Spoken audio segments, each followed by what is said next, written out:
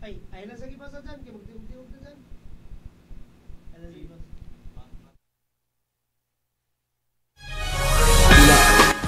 Dini sa lungsod sa Clarin, mao kini ang Aksyon TV. Aksyon TV. Balita ug impormasyon.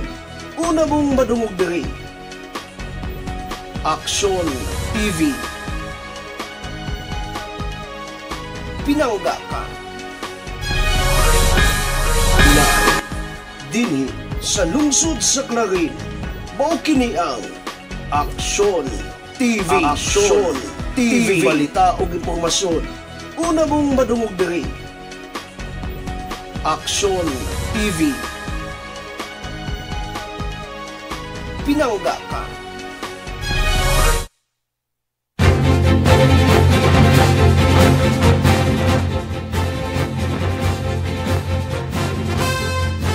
Yes, good morning mga kasenso, mga pinangga, and of course, okay na ang Action TV, ang Clarin Broadcasting Channel, and we are also live sa atong mga igsuon nga mga sibiyaan.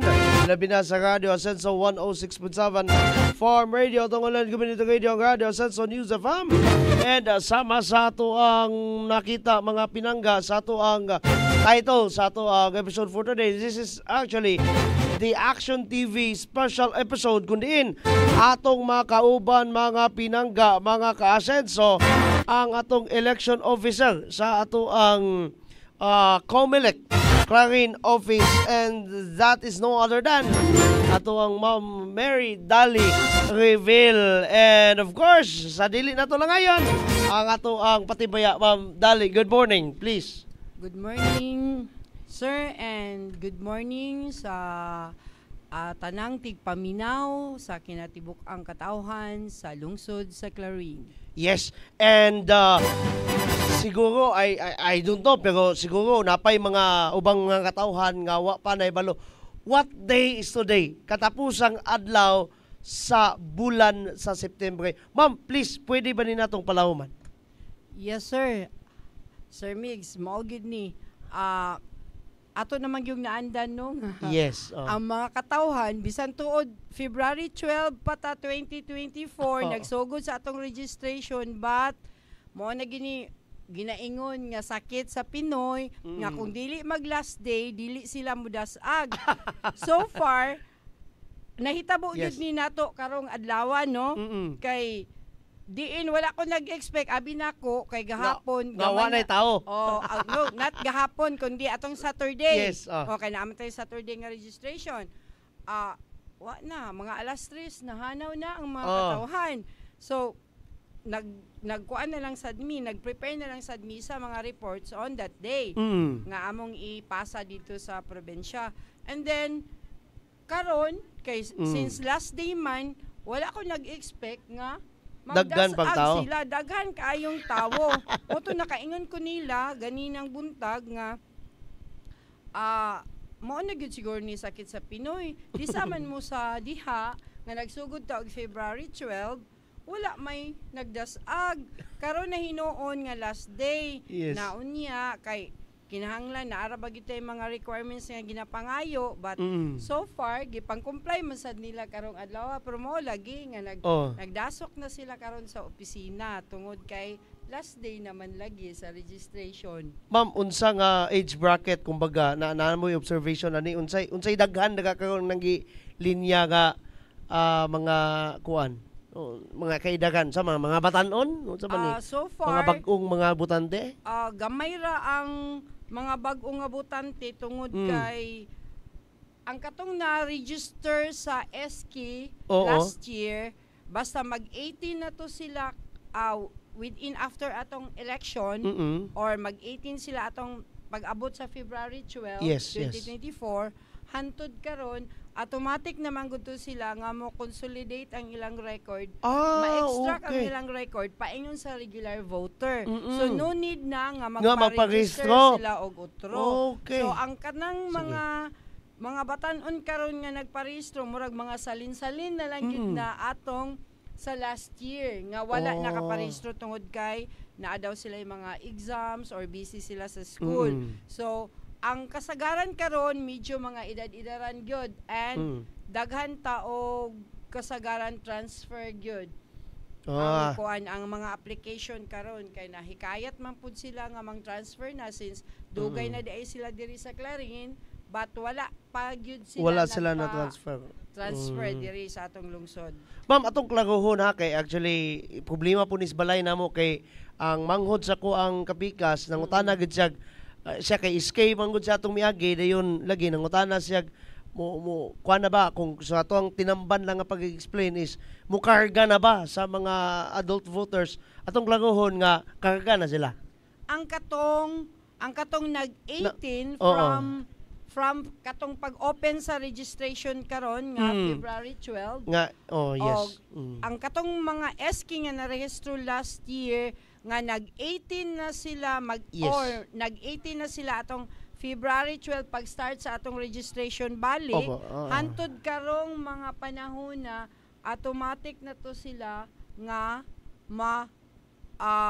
ma-consolidate or ma-add to sa system namo sa mga regular voters. So, no need for additional registration na? No na, dili na kay madouble naman sila.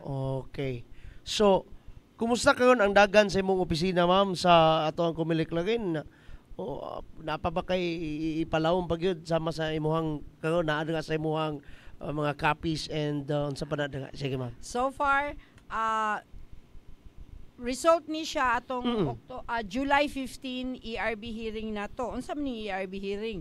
Kanang mga application sa registration, transfer, reactivation o kanang correction of entries. Kana siya dili na siya buot sabton nga nag-apply ka ana sa opisina, automatic na siya nga ma-approve or automatic na to nga application nga approve na to siya. No. Moagi pa na siya og ERB hearing nga naka-schedule na siya from start sa among February 12.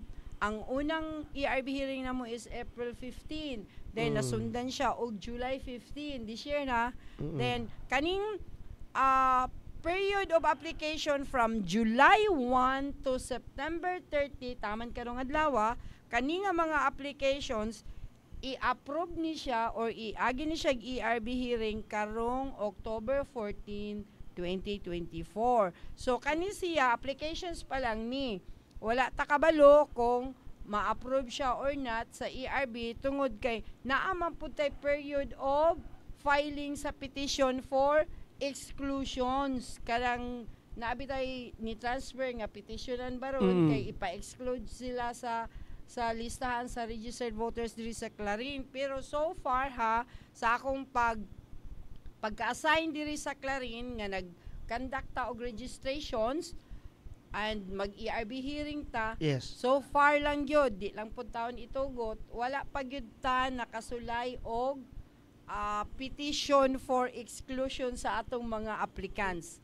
So far tanan smooth sailing and approved gyud na siya tanan. So kaning karon nga mga applications Yes. para gikan sa kuan period sa July 1 taman karong adlaw September 30 kani nga mga applicants ang ilang applications i-approve ni siya sa ERB hearing or i-disapprove ba karong October 14, 2024. So as of today, Yes. naa na tay number of registered voters na niya approve na ni siya nga registered voters diri sa Clarin 25,964 plus ato na dining madungagan aning result sa atong ERB hearing karong October 14 kay di man pud mahitabo Sir Migs nga kani siya total gyud ag unsay atong result or a number of applicants karon nga madungag gyud ni siya tanan aning 25,964 nga registered voters karon kay naaman tagoy mag-delete ta kay ang atong mga ubang mga butante dire nang transfer pud dai sa laing lugar. So i-request man to ang ilang mga records didto na pud kay ma-aproba or na-aproba didto sa pikas nga mga lugar, Lagi mga no. lungsod, syudad. So, kaning 25,964 plus minus na pud ni pohon sa resulta sa October 14 nga ERB. Ma'am, na-curious kung jutay unsay mga grounds baka simbakuhay kung kanang nabitay mga ginatawag nimo nga mga petitions nga yes. Kuan kanang ang petitioner Mm. i-kuan pud niya, iladlad pud niya ang mga or iya pong i-justify or unsay mga rason, no? unsay mga rason nga nung petitionan niya for exclusion nga dili ipa-approve sa ERB kay unsa baka kanang akong i-example lang Yes, kung katong transferee nag-transfer na under oath ba yan ning atong form? Di ba na siya Bitaw. basta-basta nga papel lang na siya atong sulat-sulatan kay ginapirmahan, ginatamlaan. Mm. So 5 ka perma plus tamla nato nga duha. Dayon Yes, under oath nga og unsay gipang sulat nimo dito sa form, the truth and nothing but the truth sa imuhang application, sa imuhang data kumbaga. Yes. Dayon katong petitioner siguro kung niingon ka dito sa imuhang form nga a resident of that barangay for pila na ka months, ka years, dayon siguro iya siguro nang unsa na iyang i-atake nga sa pagkatinuod kay taga diha man gid siya, dili na siya residente diha nga tawo. I don't know, basta kay on our part kung makita lang pod nga justified ang reasons for petition, then i-kuan sa ERB, i-desisyonan. Desisyonan nila. Desisyonan kung whether to approve it or not. Kay dili man punta basta-basta nga mo-rely lang ta sa iyang petition nga ipa-exclude niya ang maong aplikante. O kay magbase pud mi sa form nga gi-fill upan sa aplikante and that is under oath sa ginaingon ko na ganina o ginapirmahan niya, so either na lang asa ang nagsulti nila sa tinuod. Okay, ana ra. Sus nga day nya mga pinangga no motoy ato ang kuan basi motoy ato ang timan-an pag-ayo ha niya ma'am naay daghan kayong na kuryoso po din na curious po din kanang ang pag-file no sa atong mga puhon magpapili, gustong magpapili sa puhon bugnong lugay nun. Ma'am, kanus ata mag-start ni. Okay. Ako din sang gipahibalo Yes. sa katawhan Sige. no sa Clarin or not just sa Clarin but this is the whole Philippines nga mag-conduct ani nga activities sa COMELEC. By the way, ang atong filing of certificate of candidacies magsugod na ugma pohon. Wow. Oktubre 1 paingon sa Oktubre 8. So October 1 to 8, 2024 including na siya Saturday and Sunday. Basta kay mag-start ang atong filing October 1 to 8. So kung naa magali Sunday and Saturday ana nga schedule date, so appeal siya including Sunday and Saturday. Yes, sa kuang pag-check sa ato ang kalendaryo ang Saturday and Sunday ana is ang pizza 5 pizza size. Okay. No? Okay, start naman ugma Martes. And kumusta ma'am? Diri sa atong lungsod sa Clarin, isip election officer diri nabay mo experience sa simbakuhay. Simbako lang jud kayo mga kagubot kagulyang diri so far.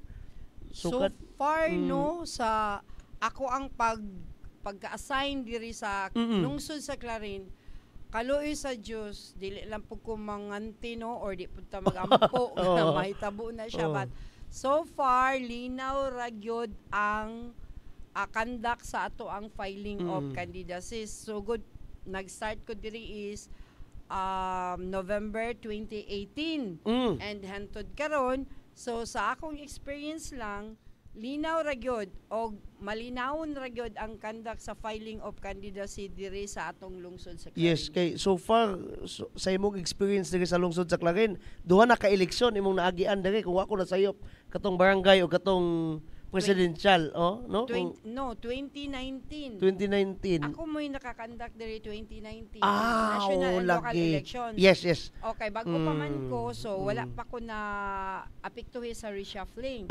Then pagka 2021, nag-filing ta, and then para election 2022 Yes. katong presidential na. Presidential. So nakuan man lagi ta, naapektuhan man lagi ta sa reshuffling mo na assign ko sa Tudela. So pagka barangay, back to station naman sad mi. So nakakandak na pud ko og barangay elections diri sa ato ang lungsod. And hopefully kung magpabilin manggali mi karong panahon na nga wala mi reshuffling, mahulog siguro nga ako magkandak sa elections 2025 diri sa atong lungsod. Hopefully lang.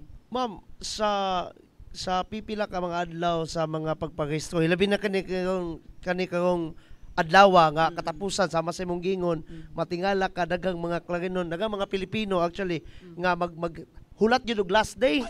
No, hulat yun og last day. Ma'am, kumusta ang dagan labi na karon ang inyong opisina diha sa may Comelec office ninyo sa pagkakaroon is mahabugaway mas dako-dako, no?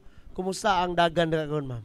So far murag may na kaya mong ginhawa. Di na pa sa una. Di na para sa una nga katong apiki gid kaayo ang atong opisina since nag-construct pa man ta sa ato ang bag-o nga buildings. So sa pagkakaroon makaingon jud ko nga dogadasok ang mga tawo kay mao may lagi sakit sa Pinoy nga og dili mag last day, dili pud mo dasag. So far karon dili na gyud siya magpareha sa una nga daghang mareklamo kay nga unsa ni nga kakuya po na sila kay kagutom. Guot kaayo, init kay sa nga tanan, ingonana, pero so far karon bisan tuod gadasok sila or I mean gahanak ang mga tao nga mag-apply for any applications nga ilahang gusto. Hamugaway na ta karon kay bugnaw na atong opisina, sakto na kay tag mga lingkuranan, and then dili na gid sila ingon nga magduot kay so far karon pagbiya na ako ganina paingon diri sa imong station gipalinya nako sila palinya sa bangko. Murag katong nakahinumdum ka sa ato ang pandemic style sa una. Maglinya bangko then sunod magkuan pod fill up in order jugayo ang pagkuan para dili sila duotay kay ingon manggudayon ng uban nga nakauna ko nimo nakauna lagi siya abot but ulahi man siya naka-fill up sa form kay hindi po kayo musulat. Di naunahan gyud sa katong mga paspas manulat. Ma'am, ang sa imuhang panig sa inyuhang panig sa Comelec, how ready na mo sa umaabot nga layo pa kay ni pero unsa mo ka ready sa umaabot nga pinili ay? Moingon gyud ta nga ready gyud ta. Yes. As in ready gyud ta. Kay naa naman daan ang ato ang calendar of activities na giset sa among mga higher ups. So naa nami ron sa phase nga nagtan-aw mi sa among mga schedule or calendar of activities and then nagkuha na gid mi before pa mag-abot ang kaning filing. Yes. Nangandam na gyud ang among opisina sa kinatibukan sa Comelec with regards to the conduct of election comes 2025. Wow, so mo gingon nga nangandam layo pa lang daan nangandam na gyud, no? So yun na. Kay no choice. Kanang wala tay kuan ba kay since mao man gid na ang ato ang mandate. Mo jud. Mao man ay mandate sa ato ang yung trabaho gyud. Sa atong trabaho mo man siya mandate nakabalaod man na siya and then naapod na siya sa atong gitawag og calendar of activities. Yes, correct. Gakuan na ta advance na ta og pang prepare or whatever nga unsay mga kuan ana para naatay mga contingency plan whatever kung unsa manggali kay pag-abot sa panahon andam na gid kayo. Yes nga naada yung tay ika kuan ba, unsa na, ika action kung in case unsa manggali ang mga kakulian nga Yes. comes way kanang atong sugat or Yes. Kung naay mga apan-apan kung sa binugoy pang istorya mga pinalangga, mga apan ba nga may tabo no, mga dili matuyo ba nga mga kakulian uncontrolled nga mga incidents. Yes. So at least Naanadaan. ika pang sagang charot. Yes. Pero bitaw ma'am, nining katapusan nga adlaw sa maong pagparehistro unsang oras sa tataman? As usual, 5 o'clock. 5 o'clock. Oh. Then, kanang mga tao din nga Muabot yung 4:50. Ala, kung mahitabo gila siya, no? Karong adlaw. Ma'am, kung muabot ko og 4:59, dayon napay linya nag-una nako nga balig upat ka tawo. Ani magud ni siya, Sir Sige, ma'am. Mix. Pag abot og 4:45, naapa 4:45 ha, naapay nakalinya, amo na siyang butang sa listahan. Pag abot og 5 o'clock, stop jud ang among listahan. So kung naapil ka sa listahan from 4:45 taman sa 5 o'clock, kato ra siya tiwason og transact. Sa ato pa kay ngano man jud mo ana man jud ka og late hour, late minutes. Di ba?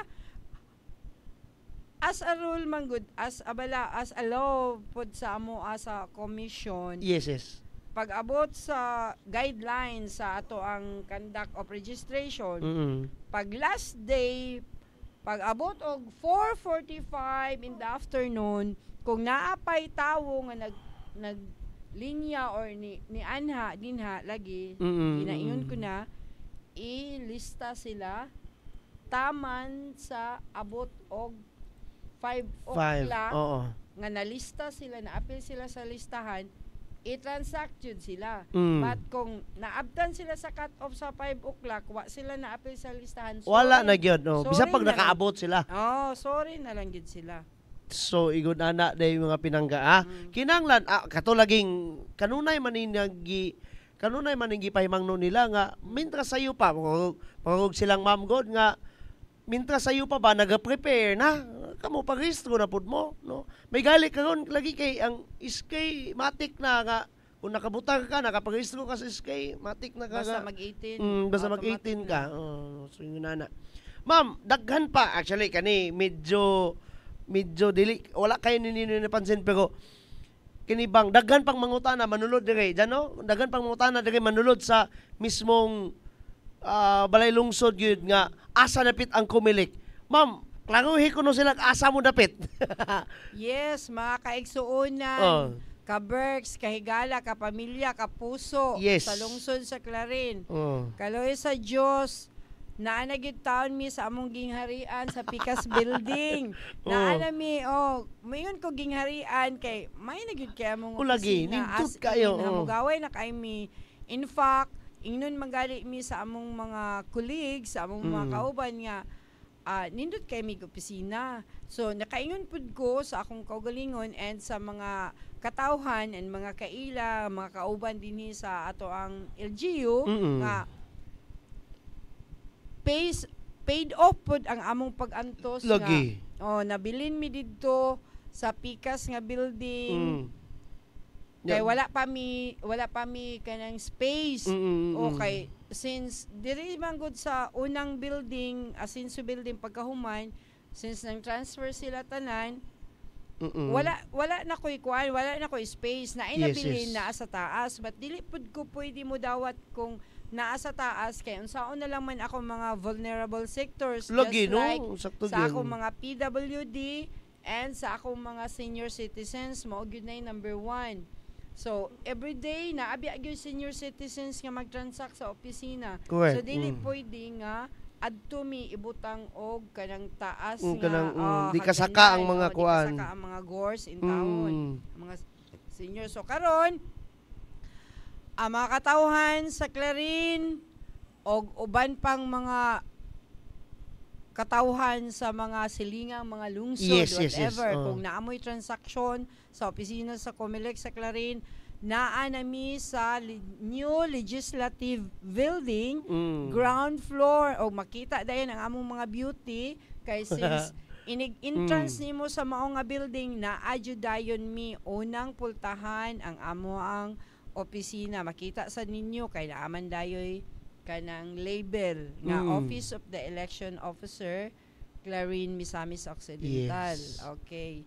So, feel free to visit sa among opisina kay matigwalaan pa mga ang uban diri pa man Yes. sa Oo. Lagi, sa manulod building, lagi sa, main building. sa main building. diri sa main building. Naami dito sa kilid, by the way, kanang new legislative building, naami din na ground floor.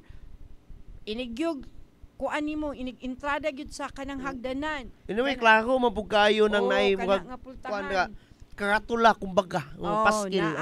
Naa din makita din nimo inig saka nimo sa hagdanan, naa din among Comelec bulletin board. Ala pasiuna pa lang na siya. Oo. Inig kuan nimo, tan-aw nimo sa pultahan, ay dako kayo ang label nga Commission on Elections, Office of the Election Officer. So naa nami sa among bagong gingharian ha, gwapa na kayo mi opisina, hamugaway na. So feel free nga dito ta. Dili mo tigwalaan kay tuan nami dito nga building. Yes. Anyway, mugag mo naman tingali ito, ma'am. Sa katapusan na lang, mga paimangno, kung naman kay gay ipaimangno, mga greetings, kumbaga, mga unsa pa ka ngay mong ipahibalo, please go ahead. Okay, akong pagpasalamat sa ato ang LGU sa matag kanunay nga naami ikandak nga activities, labi na ning kuan kaning sa registration, naadjud ang pamunuan or ang LGUs nga nagasuporta sa opisina and og ini among mga coordination nga mahitabo bahin sa among mga activities na always ga suporta ang LGU. Thank you kaayo very much kay dili pud biya mi magsilbi og kami lang kung walay suporta sa LGU, since inyuhan ni nga katawhan, ato ni nga katawhan, kung naay transaction sa opisina, well and good, thank you kaayo kay naajud mo kanunay nagsuporta sa amuha. And then sa mga katawhan po sa Clarin, always yun nako in town gi-remind nga og magkandak na gali tag registration kay ako pa lang sa ako ang self, dili biya gyud na ikalimod nga na ami kanunay nag conduct og information drive, correct, voters education, matag barangay nanulong mi ana, charot nanulong. Nanulong mi or nag-adto mi, nag-coordinate mi sa tanang mga ABC sa kanang ansani sa mga barangay captains nga mag-conduct mi og info drive and satellite registration. So ako pong hangyo ninyo nga kung mahimo mintras layo pa ang schedule time or kaya pa ninyo nga mo ana sa opisina, feel free to visit us kung naamoy mga transaksyon. Dili kay mo ana mo nga last hour na, last minute na sa ato ang ipahigayon nga mga registration or unsa pa na nga mga activities. Kay dili man pud mo makaingon nga ay wala man ko nakahibalo, wala man ko na inform kay murag mahiubos pud ang akong pikas nga bil ana kay active man kaayo mi sa opisina magkandak og mga information drive. In fact, manulong man gyud mi sa matag barangay. So why not nga kamo pod sa inyo nga part magkuan pod mo unsa na magpakabana pod. Yes. Magpakabana pod kay actually kanang inyong mga record ra ba sa opisina sa Comelec, gamit kay na siya sa nga tanan.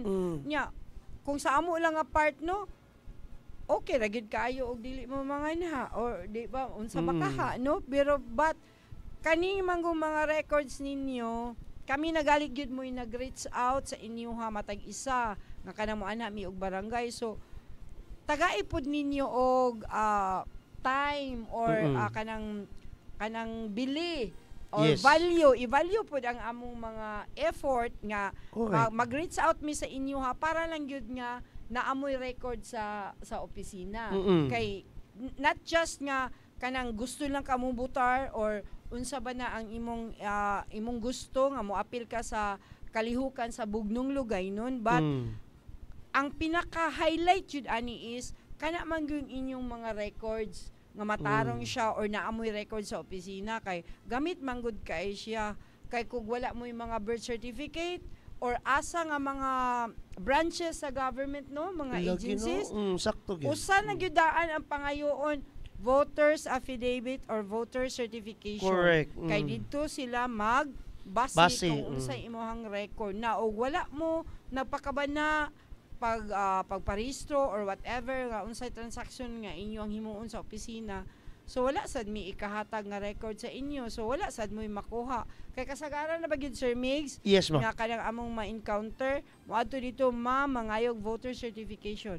Na how come matagaan nga pagtan-aw sa record failed to vote twice in 2 consecutive elections. Then wala nagpa-reactivation. Agoy. Di walay mahatag.